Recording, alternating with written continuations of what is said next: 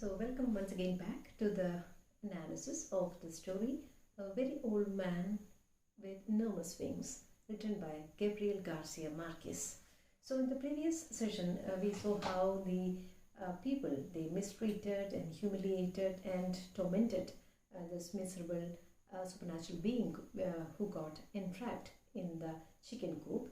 The mercantile tendency, the mercantile nature, the selfishness and the exploitative nature of the people in the community, including the couple, is what the writer presents in this in the first phase of the story. Now we continue what happens to the fallen angel, the supernatural being in this story.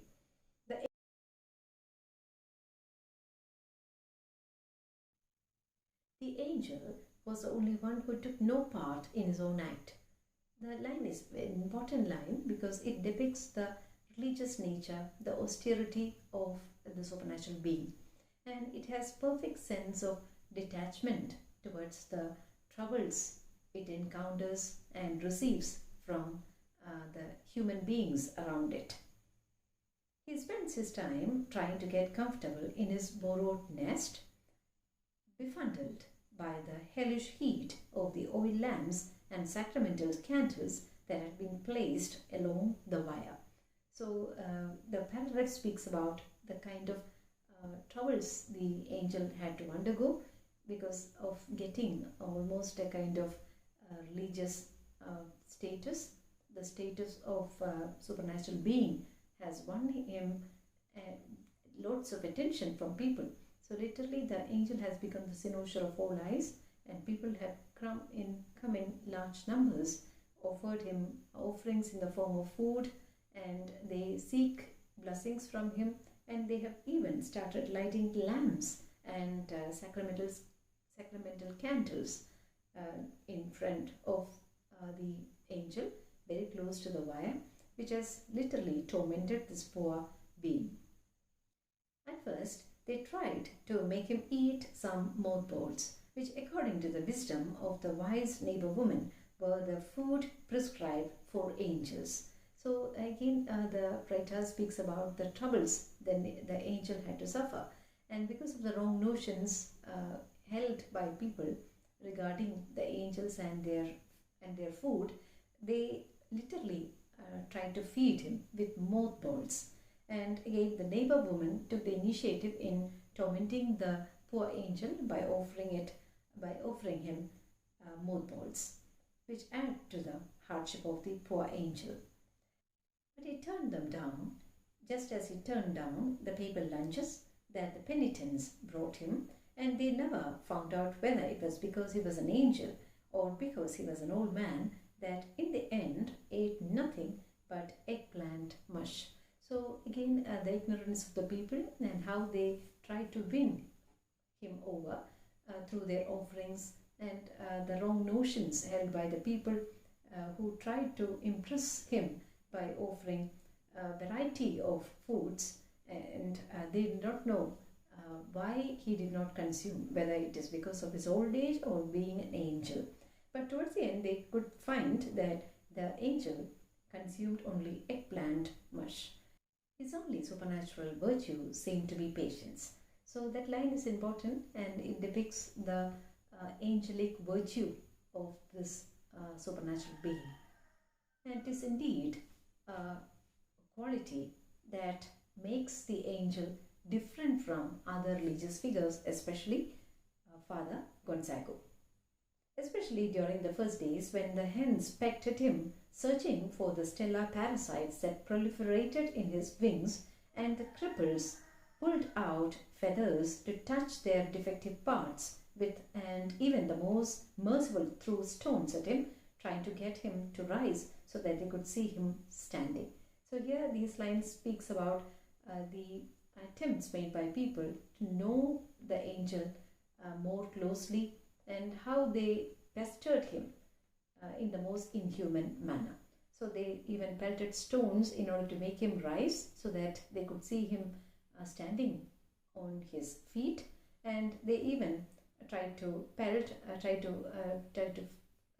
just pull out feathers from him to carry home as relics so that they could heal themselves, and even some were very eager to see the angel at close quarters, and towards, at least in the beginning, the hens pecked on him in order to eat the parasites, the worms which were there in the wings of the angel. So these were actually the troubles that were suffered by the angel during his stay in the chicken coop. So it was a time of intense trouble and toil for the poor supernatural being while he stayed in the chicken coop for a brief period of time. So again, the fall of the angel is what the writer describes here. So the fallen angel, he is thoroughly vulnerable, and his position is that of a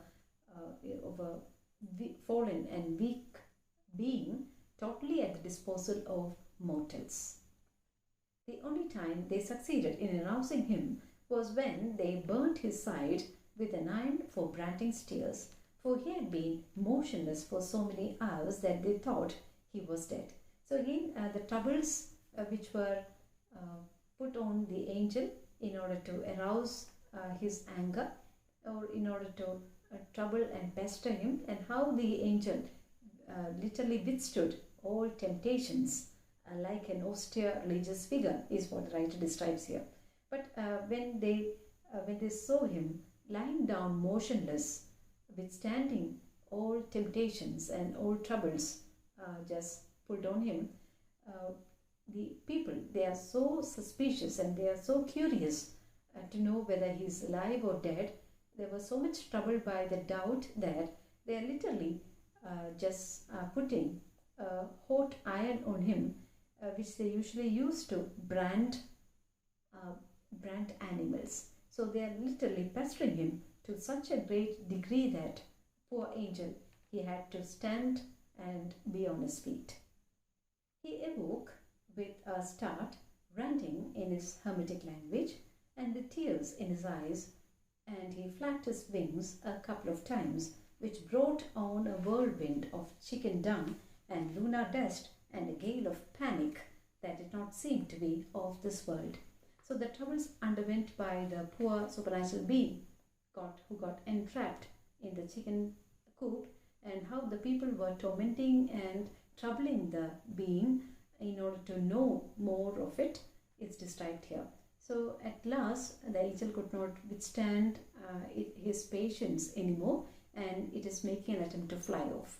So as he tried to flap his wings, literally the entire place was totally filled with the chicken dung and the remnants and the squalor which got spread everywhere. Although many thought that his reaction had not been one of rage but of pain, from then on they were careful not to annoy him, because the majority understood that his passivity was not that of a hero taking his ease, but that of a cataclysm in repose. So they even understood, they tried to know the angel more closely, and they started fearing it. And some of them had the feeling that it is not expressing heroic qualities of endurance, but it is really a threat for them, or someone who is extremely destructive, who is holding back his destructiveness for a short period of time.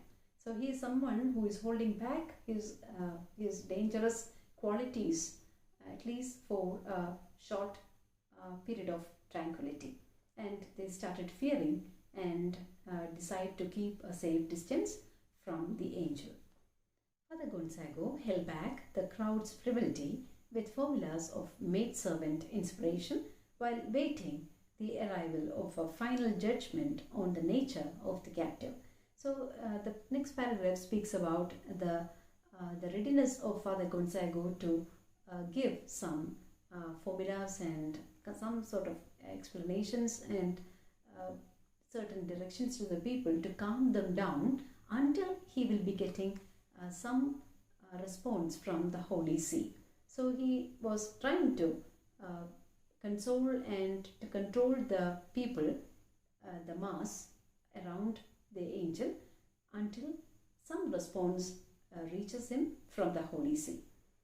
And meanwhile, he had certain important assessments to be made, and those are, according to the report that he received from the Holy See, he had been asked to check whether the angel had a navel, the angel spoke in the dialect of Aramaic, or he could sit on the head of a pin, or whether he was just a Norwegian with wings. So these are actually the important criteria which were to be checked to make sure that the angel was a benign or a malignant one.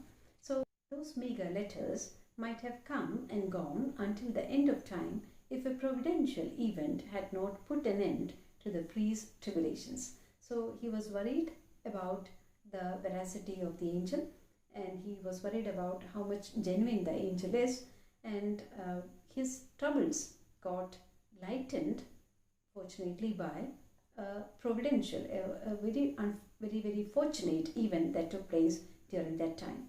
And the next paragraph is about how the troubles of the parish priest got lightened, and how the troubles got literally alleviated, is what the writer describes in the next paragraph.